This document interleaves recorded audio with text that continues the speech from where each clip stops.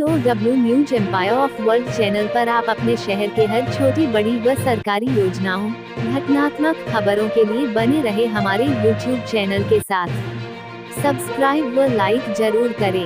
पश्चिम चंपारण जिलाधिकारी दिनेश कुमार राय ने दीप प्रज्वलित कर आरंभ किया ब्यूरो रिपोर्ट। पूर्वाह्न 10 बजे लौरिया प्रखंड स्थित सिसवनिया पंचायत एवं अपराह्न 2 बजे योगापट्टी प्रखंड स्थित पिपरा नौरंगिया पंचायत में जिला प्रशासन पश्चिम चंपारण बेतिया द्वारा आयोजित जन संवाद कार्यक्रम को पश्चिम चंपारण जिलाधिकारी दिनेश कुमार राय ने दीप प्रज्वलित कर आरंभ किया। उक्त जानकारी सूचना जनसंपर्क पदाधिकारी ने दिया। आइए जानते हैं क्या कहे जिलाधिकारी ने।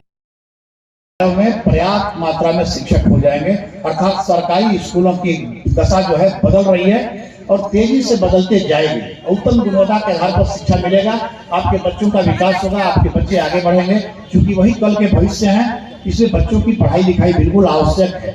सरकार ने एक और व्यवस्था की है जो मिशन दक्ष। अब जो शिक्षा विभाग के अनेक सुधारात्मक जो कार्यक्रम कर रहे हैं, आप देख रहे हैं कि हाल के दिनों में 2 महीना 3 महीना से अर्थात जुलाई से लगातार शिक्षकों की उपस्थिति बढ़ी है स्कूलों में। इधर उधर जो टहलते रहते थे, घूमते रहते, पढ़ाई पर ध्यान केंद्रित अपना किया है। साथ ही साथ बच्चों की भी आशातीत वृद्धि हुई है।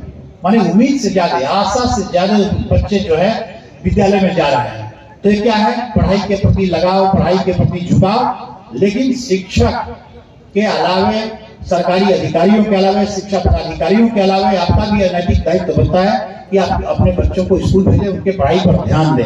अभी आपको मैं चर्चा कर रहा था मिशन दक्ष के बारे में। मिशन दक्ष के बारे में मैं संक्षिप्त में ही बताना चाहूंगा कि जो विद्यालय में पढ़ने वाले बच्चे, किसी क्लास के बच्चे हैं, कुछ तो बहुत तेज होते हैं, मेधावी होते हैं, इसके बाद में कुछ औसत बच्चे होते हैं, इसके बाद में एक सामान्य अति सामान्य बच्चे होते हैं जो काफी कमजोर हो जाते हैं। तो वैसे बच्चों को निराश होने की आवश्यकता नहीं, वैसे अभिभावक को निराश होने की आवश्यकता नहीं है।